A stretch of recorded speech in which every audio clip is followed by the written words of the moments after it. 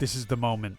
Within one victory, one game of Master Ball rank, Regulation G, Scarlet and Violet battles. Thank you all for joining me on this journey.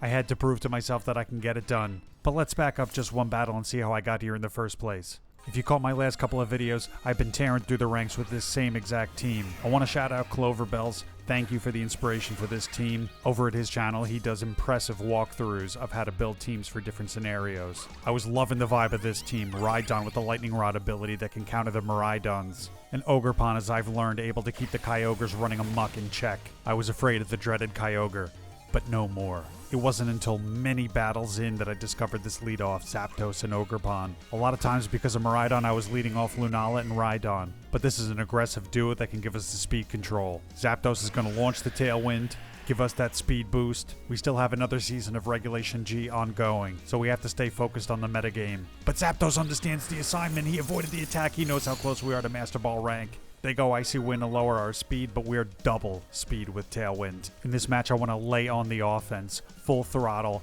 pedal to the metal. There's no stopping now. So Ogerpon, we're going to nail the Kyogre with the Horn Leech, and we'll go close combat into the Empoleon. Sensing an imminent shellacking, they pull Kyogre out of harm's way. He's like, get your ass back in the Pokeball here. And in comes a super quick Latias. Alright, Big Bird, let her rip. Bang. Empoleon, more like Empolegon. That was so bad I can't even justify it. But anyway, Zapdos gets the job done. Shout out to Empoleon, by the way, for being a badass starter. Great generation for starter Pokemon, but not much else, honestly. In my opinion, at least. What were they thinking not having any other fire Pokemon other than Rapidash? What the heck was that all about? And so if you get Ponyta, Diamond, and Pearl, it doesn't even evolve into level 40 anyway. You're stuck with it in a level 40.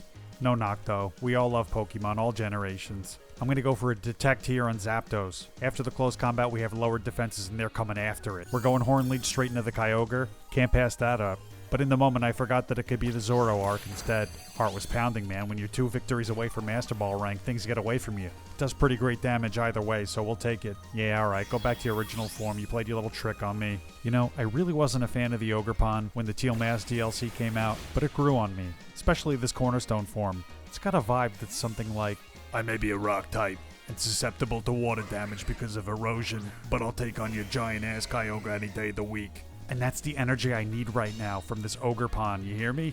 Okay, so we know the drill. After squad has U-turn, they love U-turn, but we got the drop on the Kyogre, so we're going to go Horn Leech straight into it. No messing around here. And I'm going to let Zapdos fly with the Brave Bird. We don't want our defenses lowering another stage with a close combat, and we need to make sure that this Kyogre is gone, so we're not going to take any half measures. Double into it. And by the way, yes, Roadrunners can fly short distances. The Galarian birds, man, wow. They really nailed it with those. Awesome variations of the legendary original birds. So that's it. We took the speed control early and we were able to eliminate the Kyogre that used to be the bane of my existence.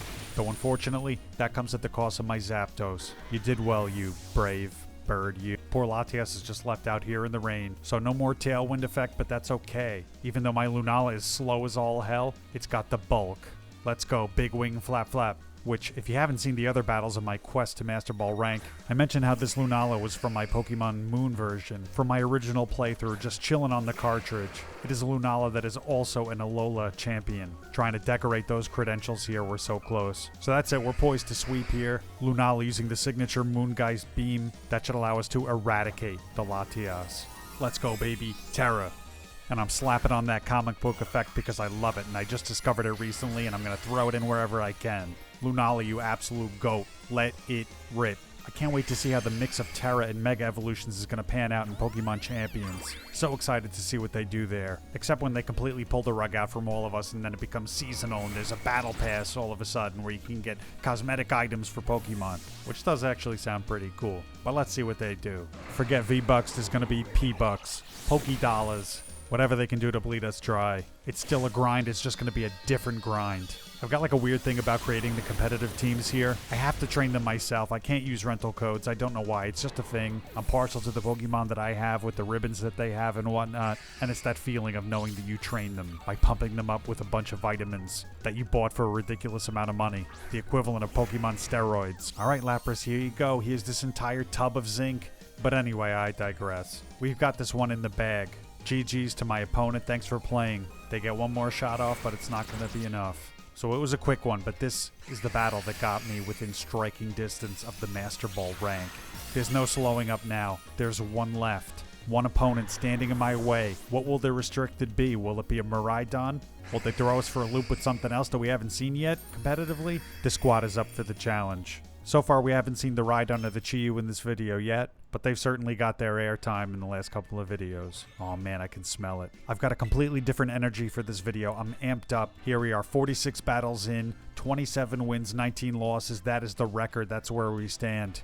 Cue them up, and we're going to do our best to knock them down. By the way, the Nemona 2 music, it goes way too hard. Last time I talked about how in the Ultra Ball rank, I hit a major rut. Changed the music, fixed it right up. That was the X factor. Just listening to the same music over and over again. You know what? It scrambled my brain. How fitting that it's a Kyogre squad. It's the usual suspects. Rillaboom, Incineroar. Watch out for that Amoonguss. You see, I was a little indecisive there, but I had to roll with Rhydon. For those who don't know, Rhydon was the first ever Pokemon. That was one of the early concepts from Ken Sugimori, the primary designer for Pokemon. From a little kid collecting bugs in his backyard to establishing the Pocket Monster Empire.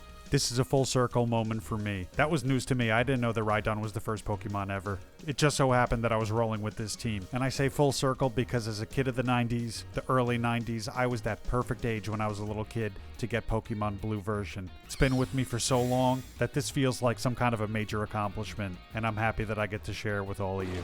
Tornadus goes to set up the Tailwind, but we're going to set up one of our own. The Equalizer. That was a sacrificial play on their part because the Ogerpon is going to slam this Tornadus with the IV Cudgel. I had to play through Legends Arceus to get these legendary genies, but man, I'll tell you, you got to get deep in the game to get them. Alright, they're going to want their Kyogre to outspeed us. We're not going to let that happen, just like in the last game. Let's see who they throw out next. And I got to do the plug real quick. According to YouTube, 99% of my viewers aren't subscribed. If you like average gameplay, casual banter, and Pokemon battles, throw a sub. You know, I think the YouTube algorithm is still trying to understand me here. In my last video of a shiny hunt, the YouTube search keywords that people used to find it included Billie Eilish and how to burn out on a motorcycle. I don't know how that factored, but at least at the very bottom there we have some people searching Scarlet and Violet that are making their way to my videos. It's all about feeding the algorithm more data, baby. I live to entertain. Okay, so very interesting here. They go for the Dark Terra on the Amoonguss. I chose to double into the Amoonguss here because we don't want anyone going to sleep. Had to just take this thing out. It's bulky, so if you leave it alone for too long, it's going to terrorize your team. See you later, Amoonguss. Alright, so they're down to their last two. That has to mean Kyogre's coming out. They've already used their Terra. I've got Rhydon in the back also with the Terra. That'll be able to absorb the Electroshock, and that will also get rid of its weakness to water. So I totally did not realize the rock types are weak against steel types. That makes no sense to me, but it's no matter. Ogerpon has Sturdy, so same effect in practice as the Focus Sash, we survive with 1 HP left. But we've got the speed under our own Tailwind, so we'll be able to get the Horn Leech off on the Kyogre. Then Zapdos can polish it off with the Brave Bird or a close combat. A sigh of relief. Victory's in sight here, people. It's all coming together. The trials and tribulations of competitive battles. The losses that you wish you could have back. In the most painful moment, getting within 1 win of Master Ball rank, and then sliding all the way back down to the bottom of the Ultra Ball tier, just taking loss after loss, but then battling my way back to the top with this squad. So that's the 2 battles that are pretty much identical to one another. We get the speed on the Kyogre and take it out quickly. But talking about full circle moments, we gotta at least get Rhydon out on the field. The Lightning Rod ability has been pivotal to this run up to Master Ball rank. There's a very common Miraidon build out there. It can't use Volt Switch on you. It can't use Electro Drift. Rhydon absorbs it all. It forces them to go Fairy Terra, and all they can do is Dazzling Gleam. They're locked in. And Rhydon's got the Eviolite, so its defense stats are buffed. It could take those hits, rip off a Swords Dance, and then hit that high horsepower into the Miraidon. So that happened more than a couple of times in this run. Then Lunala is sitting on the other side, able to hit the wide guard. So effectively, Miraidon's trapped out there and can do nothing. Until at least they get your Rhydon off the field.